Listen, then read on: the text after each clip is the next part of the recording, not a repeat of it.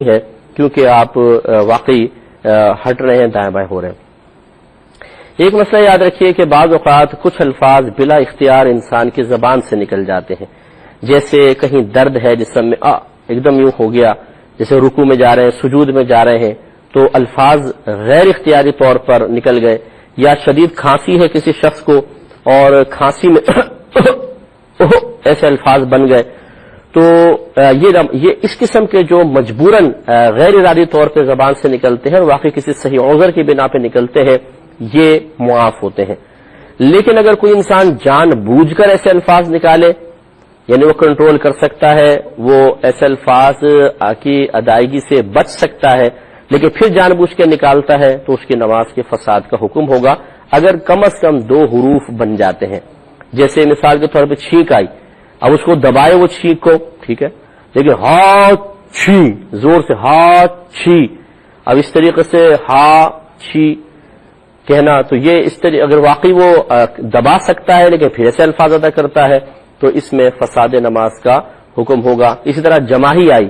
تو بعض لوگ آپ نے دیکھا ہوگا ہا ہا ہا کرتے، تو وہ اگر نماز کی حالت میں اس نے ہا کیا 2 حروف بن جائے تو اس سے بھی نماز فاسد ہو جائے گی، یہ احترام نماز کے خلاف ہے۔ ہاں یہ ہے کہ اگر بغیر آواز کے کوئی جماہی لیتا ہے اس سے نماز فاسد تو نہیں ہوتی، لیکن اگر جان بوجھ کے جماہی لی ہے تو مکروہ ضرور ہے، کیونکہ جماہی شیطان کے اثر کا نتیجہ ہے، اور شریعت اس بات کو محبوب نہیں رکھتی کہ کوئی اللہ تبارک و تعالی کی بارگاہ میں کھڑا ہوا ہو اور پھر شیطان کی ایک طرح سے اطاعت یا اس کی طرف سے دی گئی سستی میں مبتلا ہو کر اس طرح جماہی لے۔ اور اگر غیر ارادی طور پر اچانک آئی اور وہ اس کو توجہ نہیں رہی اور پھر اس نے جماہی لے لی ہے، آواز وغیرہ نہیں نکلی، تو پھر اس میں کراہت اتنی نہیں ہوتی، پھر بھی اس کو دبانا چاہیے، منہ نہ کھلے، کوشش کرے، لیکن یہ زیادہ سے زیادہ اگر کراہت پیدا بھی ہوگی تو مکروہ تنزیہی ہوگی۔ مکروہ تنزیہی اس عمل کو کہتے ہیں کہ جس کا کرنا شریعت کو ناپسند تو ہو لیکن اس حد تک نہیں کہ اس کے کرنے والے کو شریعت گناہگار قرار دے۔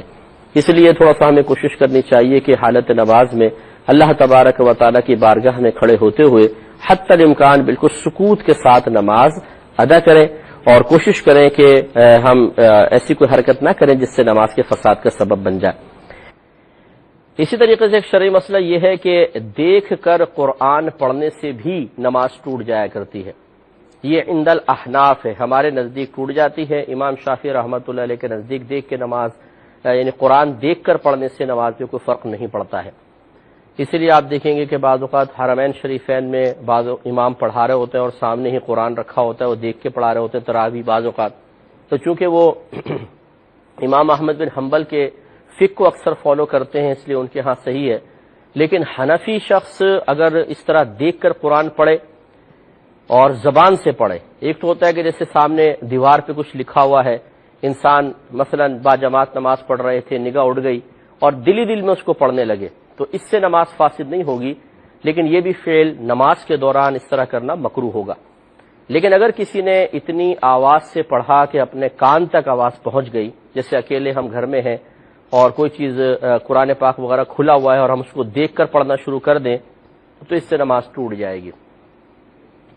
اسی طریقے سے یاد رکھیں کہ آپ نماز ادا کر رہے تھے اور کسی نے کوئی بات پوچھی اور آپ نے جواب کے قصد و ارادے سے اس کو جواب دے دیا تو نماز فاسد ہو جائے گی۔ جیسے مثال کے طور پر جواب سے بس سمجھ لیں نماز فاسد ہوتی ہے، اصول بنیادی یہ ہے، تو کسی نے اگر آپ کو سلام کیا اور آپ نے جواب دے دیا نماز ٹوٹ جائے گی۔ ایسے ہی اگر کسی نے کوئی غم کی خبر سنائی، کسی کو سنا رہا تھا کہ بھئی اس طرح ہو گیا، آگ لگ گئی، فلاں ہو گیا، اور آپ نے کہہ دیا انا للہ و انا الیہ راجعون، جواب کے قصد و ارادے سے نماز ٹوٹ جائے گی۔ اسی طرح کسی نے آ کے خبر دی بھئی مبارک ہو، آپ کا وہ کام ہو گیا، اور ہم جواب کے قصد و ارادے سے نماز میں کہیں الحمدللہ تو نماز ٹوٹ جائے گی۔ ایسی اگر کسی کو چھینک آئی اور اس نے الحمدللہ کہا اور ہم نے جواب کے قصد و ارادے سے یرحمک اللہ کہہ دیا، اس سے بھی نماز ٹوٹ جائے گی۔ تو خلاصہ کلام یہ ہے کہ اگر کوئی ہم سے کوئی بات کرتا ہے اور ہم جواب کے قصد و ارادے سے اس کو کچھ جواب اتنی آواز سے دے دیتے ہیں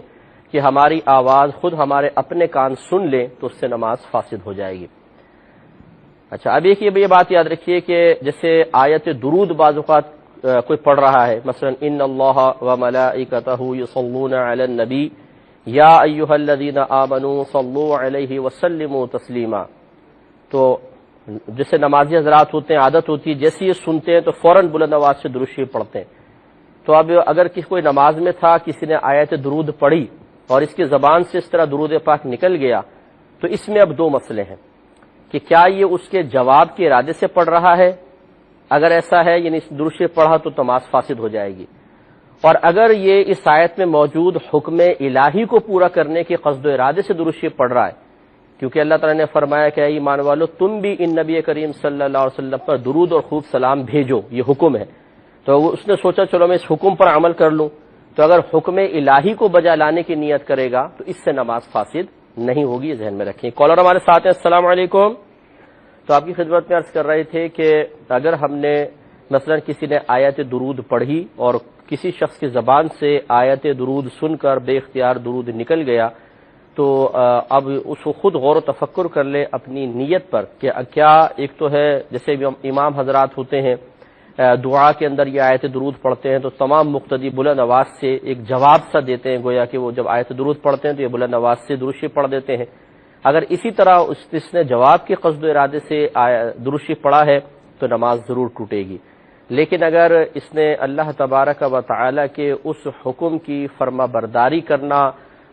کرنے کا قصد و ارادہ کیا ہے جو اس آیت درود میں موجود ہے، تو پھر نماز کا فساد نہیں ہوگا.